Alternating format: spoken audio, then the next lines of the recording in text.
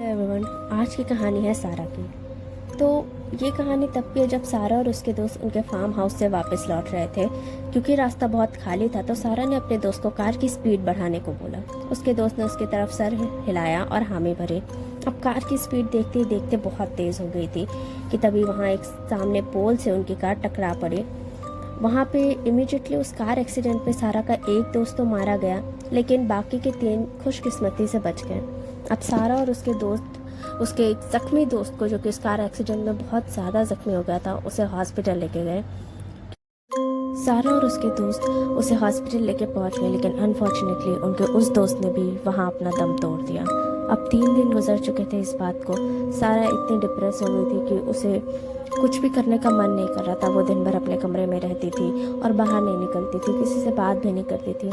लेकिन उसकी ज़िंदगी बदली उस एक रात को। जब वो एक रात सोने गई तो उसने देखा कि उसके फ़ोन पे एक मैसेज आया हुआ है। वो किसी और का मैसेज नहीं, उसके दोस्त जैक का मैसेज था। उसमें लिखा हुआ था कि हे, मैं बाहर खड़ा हूँ, क्या तुम बाहर आ सकती हो। वो ये देखकर सुन्न रह गई और उसकी बॉडी ठंडी पड़ गई। अब सारा बहुत ही ज़्यादा सहम गई थी। उसकी बॉडी ठंडी पड़ चुकी थी, उसके माथे पे पसीना आ रहा था और वो ये सब प्रोसेस ही नहीं कर पा रही थी, क्योंकि वो ये कैसे मानती कि उसका मरा हुआ दोस्त जैक उसे मैसेज कर रहा है। हाँ, वो वही था जो उस रात कार एक्सीडेंट में मारा गया था।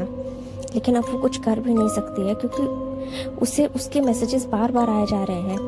दरवाज़ा खोलो, मैं बाहर खड़ा हूँ, क्या तुम मुझसे डर रही हो, तुम खोल रही हो या मैं खुद ही अंदर आ जाऊँ। वो इतना कुछ प्रोसेस कर ही पाती कि उसकी बैल्कनी से उसे एक आवाज़ आई, किसी की चिल्लाने की। वो वहाँ उसे हिम्मत जुटा के देखने गई।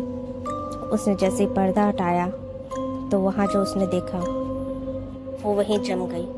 अब वो हिल भी नहीं पा रही थी, क्योंकि वहाँ पे कोई और नहीं, जैक था। वो देख रही थी कि जैक ऐसे कैसे हो गया। उसकी मुंडी मुड़ी हुई थी, उसके पैर भी मुड़े हुए थे और बॉडी ऐसी थी जैसे मानो किसी ट्रक ने कुचल डाला हो उसे, इतनी टूटी हुई। अब वो ये सब प्रोसेस कर ही पाती कि तभी उसने बोला, कैसी हो मेरी दोस्त, याद हूँ मैं तुम्हें। उसने धीरे धीरे अपने कदम सारा की तरफ बढ़ाए और वो ज़ोर से चिल्लाई।